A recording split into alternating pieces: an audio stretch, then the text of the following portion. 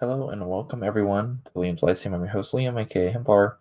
Today I'm doing my weekly update again. Liam's Leapings number 130 for what is this, the 24th, 25th, 25th of May, uh, 2022, 2025. Wow, holy crap! I'm all turned around right now. I'm really tired. I'm gonna go to bed here after this, but I finished 4 books this week. Before that, I mentioned those, so I did get a few books. I tend to forget these actually, so that's why I want to go over them first.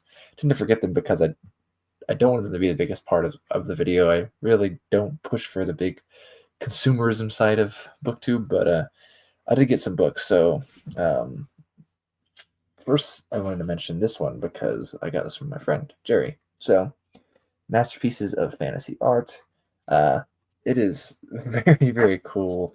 I'm a big fan of fantasy art. I mean, especially I'm someone who studied the humanities, and the 20th century, when you get to the 20th century, you always get with the modernism, postmodernism. So whatever, uh, whether that's cubism or Dadaism or um, lots of different stuff, right? I pretty much uh, I'm not a fan, really. There's a rare piece that I think is fine, but I'm really not a fan, and it's a shame. I feel the stuff that I feel like the Academy promotes um, these days, but I think a lot of like fantasy and science fiction art from the 20th century is superb, and it really carried the torch forward from the Romantic period. I think much more than what the Academy promotes. So, and because you got stuff like this, and what else you got? A little risque, some of this stuff, or a lot of this stuff, really. Um, right, well, just great art, right? And so this has like kind of sections um, for like certain artists in some sense, um, like Vallejo and Bell and Drie um, and wow, I'm forgetting names now, but you know, famous guys like the Hildebrands and Rosetta and stuff like that. So lots of good art, honestly, tons. Okay, it's also in 3 languages. It's in English, German, and French, um, which is cool. Looks like it has like maybe a French publisher. I'm not sure, but great art. Definitely, I haven't read anything in it yet, but I flipped through the whole thing. I think I love fantasy art. Anyways, um, the other 2 books actually I got this week were The Black Flame by Len Abbey. I read the first book in this trilogy not that long ago, so just kind of needed a second book before I could get to it. As there's no digital version, as far as I'm aware, at least. And looking forward to reading this. We still got art throughout it, speaking of fantasy art, so looking forward to that. I also got This King's Man and Thief by Chrissy Golden.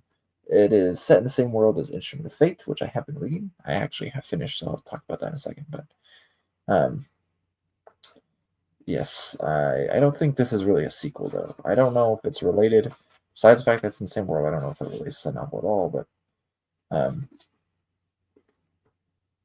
I'm looking forward to it. Christy Golden writes good stuff. So most of it's IP related. It's IP fiction. So I've read like her Ravenloft and some World of Warcraft stuff by her, and I hear she does a pretty good Star Wars novel. So, anyways, then yes, the books I finished. I finished Instrument of Fate by Christy Golden. I picked this up in the grungiest bookstore I've ever been in. I got there shortly after it opened, maybe like 10 minutes after it opened, and it wasn't open. So I ended up calling them. It was this old lady. She was running it by herself, and she was not there yet. She comes. I literally only went one time. It's the one book I bought there, but like the front had like kind of like an adult entertainment section, if you put it that way, and it's like it's not really. It was like very dusty. Like the floor was sagging in several spots. But I found a Christy Golden book, and I recently read Vampire the Mists, and I was like, okay, well, I'm gonna get this because Vampire the Mist was awesome. So, and I finally have read it, and the one thing I knew about it for years because all of the 8 reviews on Goodreads mentioned that it has rape in it, and so I know that's like kind of a spoiler, but it does deal with trauma. Actually, it doesn't just deal with the trauma of rape for females, but kind of with males as well. It's focused more on the women because the main character is a woman, but it's just very good. I think Christy Golden always really hits something. You know what I mean? Hard, right? And it's fun. I always enjoy her books. Made me shed a tear. So good stuff. Good stuff. Happy ending, but bittersweet at the same time. In a sense, right? Not completely happy. But other books I finished. Let's see. I finished Rhymer Hell. The review for that's actually already out. The third book in the Rhymer trilogy. Really, really enjoyed this one. I mean, maybe my least favorite of the trilogy, but still really enjoyable. Just a fun series. I've talked about it enough. You can just go watch my review if you want. I've also finished Lords of the Wind by C.J. Adrian, which is a fun Viking novel, first in a trilogy about Hastings, who is a historical figure, actually. This one is a bit gruesome. Not as happy as, say, something like Instrument of Fate. It has a lot of bad stuff that happens in it. In some ways, it's worse in kind of a modern, grimy and edgy way. Not as redeemed in some sense, which was okay. I think is an okay book. I'll have more to say on that later, but and then also the fourth book I finished this week was The Drawing of the Dark by Tim Powers, and this is my third book I read by Powers. This is his very first book, I believe, that he wrote and had published. Not exactly what I was expecting. It's got a sense of humor to it. I knew there was some Arthurian aspect to it, though there was also like this conflation of Arthur and the Sword and the Stone with Sigmund and the Sword and the Tree Barnstock, which I was actually thinking about doing that myself, as I'm also reading the Saga of the Wilsons in my own writing, and just to read this when I was having that thought, and I've never seen it before, but have someone use it in their writing. I was like, oh, okay, maybe I won't do that. Maybe I will, but so anyways, it was very entertaining. The Drawing of the Dark is just itself. The title is just funny because it takes place in 1520s Vienna. The Turks are besieging it, or we're going to. Everyone knows that beginning of the book, pretty much. And there's magic and blah blah blah, right? And so it's very Tim Powersy. It's very fun. It's fun. It's a little bit more simpler in some ways than from the other books I've read by him, but it's also one of his first things. So, like I said, it's funny. It's funnier than I thought it was going to be. It's just like kind of ridiculous funny. So, anyways, I had a good time with it. I am still reading Dealing with Dragons. I've read very little, maybe like a chapter. J. Lee Johnson. I'm really not feeling it. I've hated on it the past couple weeks here in my weekly update. Weekly update. And so I don't really have much else to say at this point until I finally convince myself to get through it. I have time. It doesn't come out until July. So I also haven't continued anything else in Dragon Tales. Haven't had the time. And I did start Crown of Stars by Kate Elliott. I'm maybe like halfway through that. I am actually really enjoying it. Excited to finish the series. And it's going well so far. We'll see how it ends.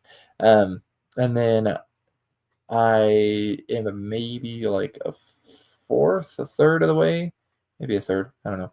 A third of the way through The Virgin and the Ice by Ellis Peters, which is the 6th book in the Codville Chronicles, murder mysteries in anarchy period England. So first half of the 12th century. Very enjoyable so far, as always. Actually, this one may have the best start. It's already kind of hit me hard. I think Peters does a really good job of bringing you into the time and place. And often there's something in the book that is really touching, I find. It's kind of cozy, but they're always dealing with pretty morbid things. But this one already is just like, it's hit me. So I'm enjoying it. We'll see how far I get into it this week. I'll probably finish it, but we'll see. Also this week, let's see, same day this comes out, I would have already released my next homily reading for May. I have my slides put together for the supplementary lecture for that one, so that lecture will probably actually come out relatively close to, or at least closer to the reading than they have the past couple months, which the lectures have been like a week and a half, 2 weeks or so after the reading. I kind of have to make it quick because the June reading is supposed to be Pentecost, which is 2 weeks from today, I believe, when this comes out. So, gotta hurry it up. Gotta get snappy. So, um, anyway, I'm always busy. But things are fine. So, good reading. Let me know what you've been reading.